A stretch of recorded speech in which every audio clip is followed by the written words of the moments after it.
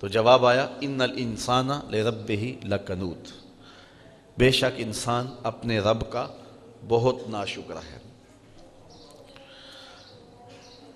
یہاں تھوڑی سی توجہ آپ کی چاہوں گا کہ گھوڑوں کی قسمیں کی گئیں، گھوڑوں کی اداؤں کی قسمیں کی گئیں اور انسان کی مذمت کی گئی۔ یا اللہ، انسان کو ناشکرہ کہنا ہی تھا تو کسی اور موقع پہ کہہ لیا جاتا۔ ایک طرف گھوڑوں کی قسمیں، ایک طرف گھوڑوں کی اداؤں کی قسمیں، ایک طرف گھوڑوں کے سینوں سے نکلنے والی آواز بھی پیاری لگے، ایک طرف گھوڑوں کے پاؤں سے اڑنے والے غبار کے ذرے بھی اچھے لگے، ایک طرف گھوڑوں کے پاؤں سے لگی ہوئی کھریوں کے ٹکرانے سے نکلتے ہوئے شرارے بھی اچھے لگے، اور دوسری جانب انسان کو ناشکرہ کہا۔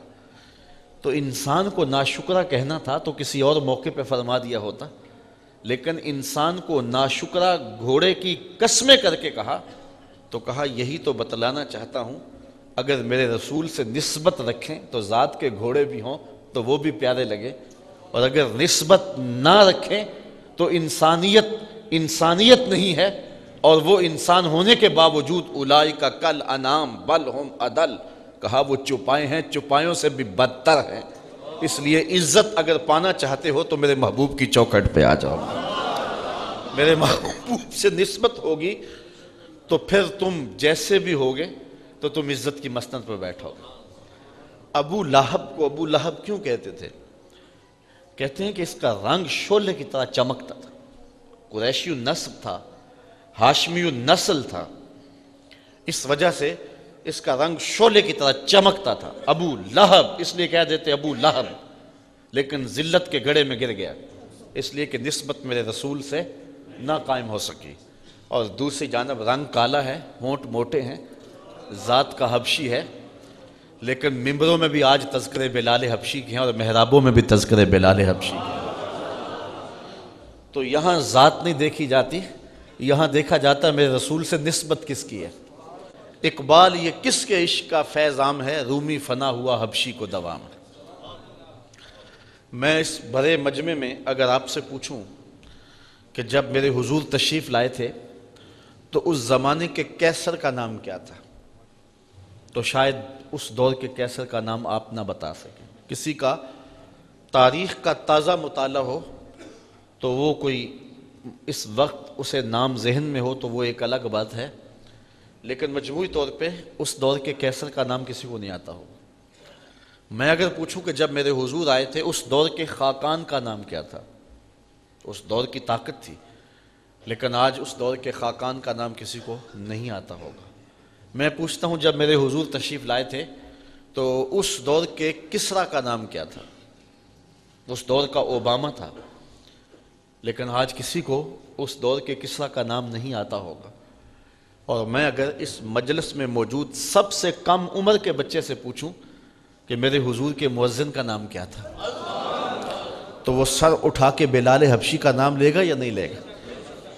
تو پھر جو نسبت رسول سے رکھ لے، تعلق حضور سے رکھ لے، تو پھر رب اسے مرنے نہیں دیتا، اس کا ذکر مٹنے نہیں دیتا، ورنہ نام بھی باقی نہیں رہتا۔ تو انسان کو ناشکرہ گھوڑوں کے وصف بیان کرنے کے بعد کہا گیا کہ اگر میرے رسول سے نسبت رکھتے ہوں تو ذات کے گھوڑے بھی ہوں تو وہ بھی محبوب ہیں، اور اگر نسبت نہ رکھتا ہو تو ہاشمی النسب بھی ہو، قریشی النسب بھی ہو، اور رنگ انگارے کی طرح چمکتا کیوں نہ ہو، مکے کا سردار کیوں نہ ہو، اللہ اسے پرے کا کی حیثیت نہیں دیتا، اس لیے کہ اس کی نسبت میرے رسول کے ساتھ نہیں ہے۔ تو رب لوگوں کو دیکھتا ہے محبوب کی نسبت کے حوالے سے، جس کی نسبت محبوب سے جڑی ہے، جس کا تعلق حضور سے جڑا ہے، تو اللہ تعالیٰ اس کو سر بلند کر دیتا ہے، چاہے وہ ذات کا گھوڑا ہی کیوں نہ ہو، وہ ذات کا اونٹ ہی کیوں نہ ہو، بلکہ نبی سے نسبت ہو جائے تو ذات کی چیونٹی ہی کیوں نہ ہو، بلکہ نبی سے نسبت رکھنے والے ولیوں سے نسبت ہو جائے، ذات کا کتا بھی کیوں نہ ہو، تو رب کو وہ بھی پیارا لگتا ہے، اور اس کی ادائیں قرآن میں اللہ بیان کرتا ہے۔ تو جو سب کچھ نبی پہ وار دیتے ہیں تو ان کی شان و عظمت کا عالم کیا ہوگا۔ تو ان 5 قسموں کو بیان کرنے کے بعد کہا بے شک انسان اپنے رب کا ناشکرہ ہے۔ قنوت کہ کئی معنی اور کئی مطالب علماء نے بیان کیے ہیں۔ معروف معنی اس کا یہی ہے کہ جو اللہ کی نعمتیں کھائے اور اس کا شکر ادا نہ کرے۔ یہ ہر انسان کی کہانی نہیں ہے، انسانوں کے زمرے میں تو عظیم المرتبت ہستیاں بھی ہیں جو قدم اٹھائیں اور قدم رکھیں تو رب ان اداؤں کی قسمیں کرے۔ یہاں وہ بد نصیب انسان ہیں جو اپنے رب کی نعمتیں کھائیں اور اس کا شکر ادا نہ کریں۔ قنوت کا ایک معنی یہ ہے کہ جب اللہ تعالیٰ نعمتیں عطا کرے اور جب وہ نعمتوں کو روک لے، دو حالتیں ہوتی ہیں انسان کے اوپر اللہ کی طرف سے۔ کبھی اللہ نعمتیں عطا کرتا ہے، کبھی نعمتوں کو روک لیتا ہے۔ تو جب نعمتوں کو روک لے تو یہ واویلا کرے، لٹ گیا، مر گیا، کچھ نہ رہا۔ اور جب اللہ تعالیٰ کرم نوازیوں کے دروازے کھولے تو پھر اس وقت اس کا اظہار نہ کرے۔ تو مفسرین کی ایک جماعت یہ کہتی ہے کہ قنوت ایسے شخص کو کہتے ہیں کہ جب اسے تکلیف آئے تو واویلا مچائے، شور و فساد کرے، اور جو ہے وہ کہے میں لٹ گیا، مر گیا، بیماریاں آئے تو شور کر دے، غربت آئے تو شور کر دے، کوئی اسے تکلیف پہنچے تو جو ہے وہ شور و غل مچا دے۔ لیکن جب اللہ کی رحمتوں کے دروازے اس پر کھول دیے جائیں تو اس وقت جو ہے وہ اللہ کا شکر ادا نہ کرے، اس کا اظہار نہ کرے۔ تو جو نعمت کا اظہار نہ کرے اور دکھوں کا اظہار کرے، اللہ کی طرف سے آنے والی تکلیفوں پر واویلا مچائے، تو اس کو عربی زبان میں قنوت کہتے ہیں۔ تو کہا کہ انسان اپنے رب کا قنوت ہے، ناشکرہ ہے، اور نعمتوں پر شکریہ ادا نہیں کرتا، اور جب اسے تکلیفیں آتی ہیں تو واویلا مچاتا ہے۔ قنوت کا ایک معنی یہ بھی علماء نے بیان کیا ہے، اہل لغت نے، کہ جو بخیل ہو، کنجوس ہو۔ اللہ تعالیٰ جب نعمتیں عطا کرے تو اس نعمت میں اوروں کو شریک کرنا چاہیے، ہمسایوں کو، رشتہ داروں کو، اعزاء و اقربا کو۔ تو جو اپنی نعمتوں میں، اللہ کی عطا کردہ نعمتوں میں، وہ دولت کی صورت میں ہے، وہ علم کی صورت میں ہے، وہ عزت و شہرت کی صورت میں ہے، تو جو اللہ کی عطاؤں میں جو بندے پر مسلسل برسی ہیں تو اوروں کو شامل نہیں کرتا ہے، تو وہ قنوت کہلاتا ہے۔ اللہ اکبر۔ وَإِنَّهُ عَلَىٰ ذَلِكَ لَشَهِيدٌ، اور وہ اس پر خود گواہ ہے، یعنی خارج سے کسی دلیل کی ضرورت نہیں ہے کہ آپ اس کے لیے کوئی دلائل مرتب کرنے پڑے کہ انسان کیا واقعی اپنے رب کا ناشکرہ ہے۔ کہا کہ اس پر خارج سے اسے کوئی دلیل نہیں چاہیے، اگر وہ تدبر کرے تو اس کا ضمیر بتائے گا کہ وہ واقعی اپنے رب کا ناشکرہ ہے۔ انسان اپنے تدبر اور اپنے تفکر کے ساتھ اپنی اس کیفیت کو دیکھ سکتا ہے کہ کیا اس میں یہ کیفیت موجود ہے۔ جن پاک باز لوگوں کو اللہ نے اس خصلت بد سے محفوظ رکھا ہے وہ تو خوش نصیب لوگ ہیں، اور باقی لوگ اپنے اندر غور و فکر کر سکتے ہیں۔ قرآن یہ دعوت دیتا ہے، یہ بات بھی ذہن میں رکھیں کہ یہاں خبریت مقصود نہیں ہے، قرآن مجید کا یہاں یہ مقصود نہیں ہے کہ یہ بتا دینا کہ اس میں یہ خامی ہے، بلکہ خامی بتا کر کے اس کے دور کرنے کی طرف توجہ دلائی گئی ہے۔ جس طرح ایک حکیم حاذق کسی کی نفس پہ ہاتھ رکھ کے اس کو خطرناک مرض بتا دیتا ہے، تو وہ اس لیے نہیں بتاتا کہ اس کو میں آگاہ کر دوں کہ تیرے لیے یہ مرض ہے، بلکہ اس کا مقصود یہ ہوتا ہے کہ اس کو مرض بتا کے علاج کی طرف متوجہ کر دوں۔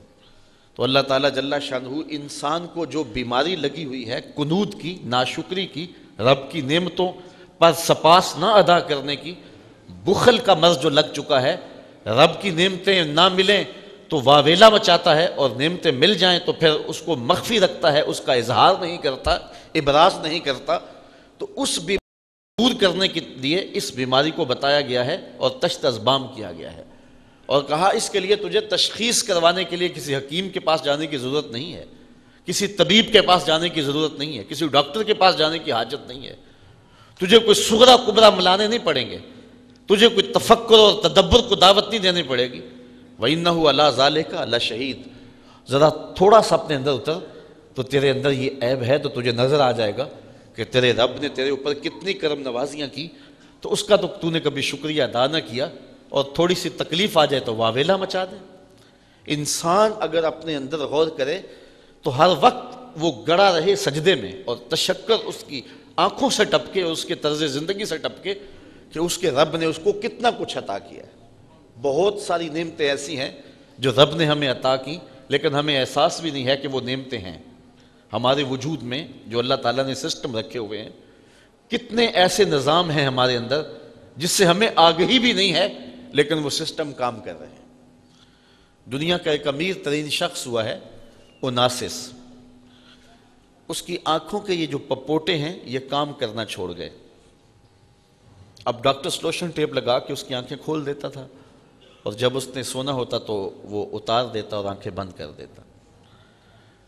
تو کسی نے اوناسس سے پوچھا کہ تیری زندگی کی سب سے بڑی خواہش؟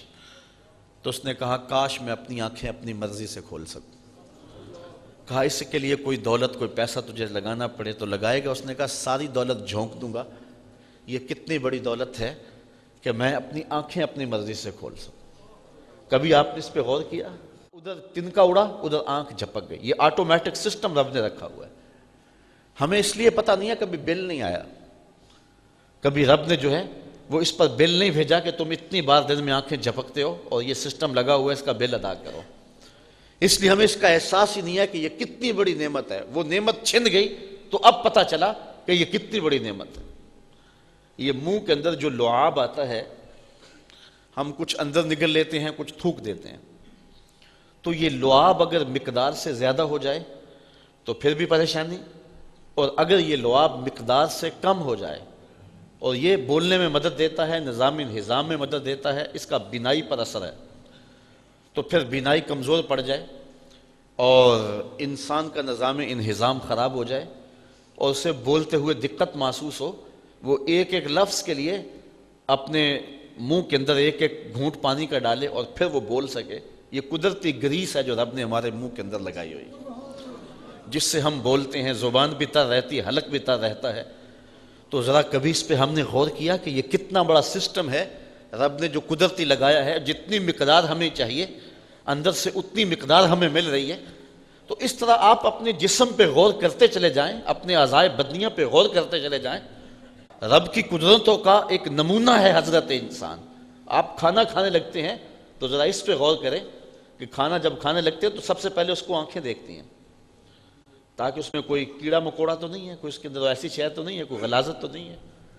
دوسرا مرحلہ ہاتھ چھوتے ہیں اس کو، کہ اگر زیادہ گرم ہو یا زیادہ ٹھنڈا ہو تو پھر ہاتھ دوسرا فیصلہ دیتے ہیں۔ پھر اس کے بعد اس کو منہ کے قریب لاتے ہیں۔ تو قدرت نے جو سونگھنے کی قوت ہے وہ منہ کے قریب رکھی ہے، کہ اگر وہ بدبودار ہو وہ آپ کا ناک بتا دے کہ اس کو نہیں کھانا۔ پھر اس کے بعد آپ نے زبان پہ رکھا، اگر وہ لذیذ نہیں ہے یا کڑوا ہے یا بد ذائقہ ہے تو زبان کہتے ہیں اسے یہیں سے اگل دو۔ پھر اس کے بعد دانتوں سے پیستے ہیں کہ اگر اس کے اندر کوئی پتھر آ گیا ہے، کوئی ایسی سخت چیز ہے تو وہ یہاں سے اگل دیں۔ پھر اس کے بعد حلق سے نیچے اترتا ہے۔ تو ایک لقمہ منہ تک جاتے ہوئے کتنے مراحل طے کرتا ہے۔ اب کانوں کی جگہ اگر ناک رکھ دیا جاتا اور ناک کی جگہ کان رکھ دیے جاتے تو بتاؤ کہ لقمہ جب اٹھاتے تو محسوس ہی نہ ہوتا کہ یہ جو ہے وہ خوشبودار ہے یا بدبودار ہے، تو باسی بھی لوگ نگل لیتے۔ تو لیکن قدرت نے ناک کو منہ کے قریب رکھا ہے، اس لیے کہ اس کی ضرورت یہاں زیادہ تھی۔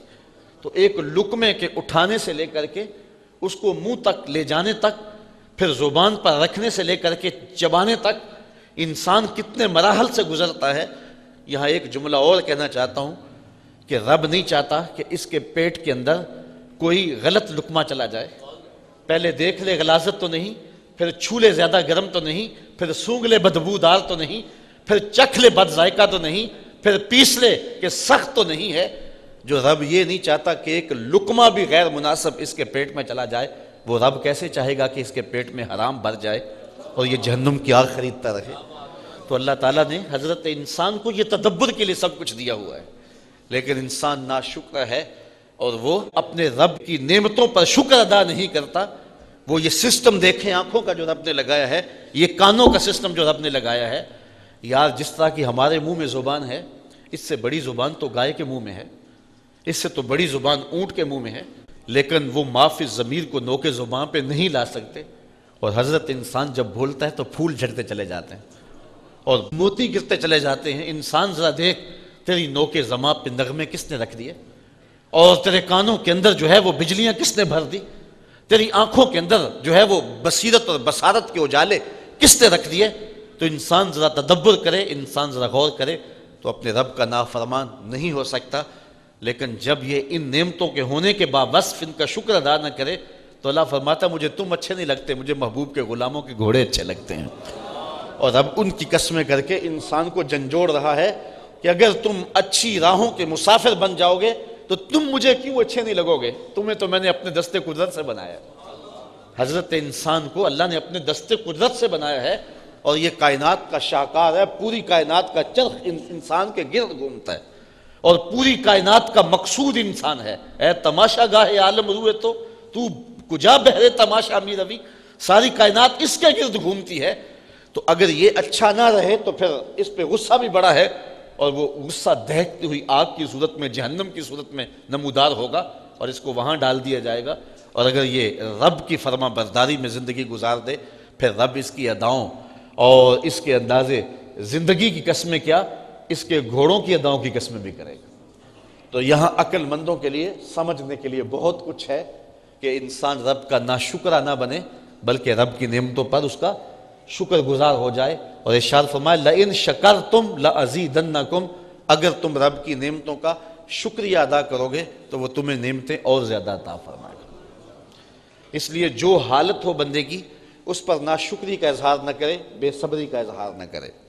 اللہ نے اگر کسی بندے کو دنیاوی مال و دولت کم دی ہے تو یہ اللہ جانتا ہے کہ اس کو کیوں کم دی ہے، اور اگر کسی کو زیادہ دی ہے تو یہ رب کا فیصلہ ہے اور رب کا علم ہے کہ اس کو زیادہ کیوں عطا کیا ہے۔ کتنے لوگ ہیں کہ بہت شدید محنت کرتے ہیں لیکن مال و دولت نہیں پا سکتے، اور کتنے لوگ ہیں کہ وہ مٹی کو ہاتھ لگائیں تو سونا بن جاتا ہے۔ تو اس میں بندے کا اختیار نہیں ہے، اس میں رب تعالیٰ جل شانہ اور اس کی کرم نوازیوں کے رنگ ہیں۔ حدیث میں آتا ہے کہ جب شکم مادر میں بچہ 120 دن کا ہوتا ہے تو فرشتہ آ کے اس کا رزق بھی لکھ جاتا ہے، اس کی عمر بھی لکھ جاتا ہے، اور اس کا شقی و سعید ہونا بھی لکھ جاتا ہے۔ تو جب رزق ہمارا لکھ دیا گیا، مقسوم ہمارا طے شدہ ہے، اور قلم خشک کر دیا گیا، تو ہمیں پھر اپنی زندگی کے مقصد کی طرف توجہ کرنی چاہیے۔ ساری زندگی اس ادھیڑ بند میں گزر جاتی ہے کہ کھائیں گے کیا، پئیں گے کیا، پہنیں گے کیا، اور یہ ذمہ میرے رب کا ہے۔ خام خواہ کی مشقت اٹھانے کی کیا ضرورت؟ وَمَا مِن دَابَّةٍ فِي الْأَرْضِ إِلَّا عَلَى اللَّهِ رِزْقُهَا۔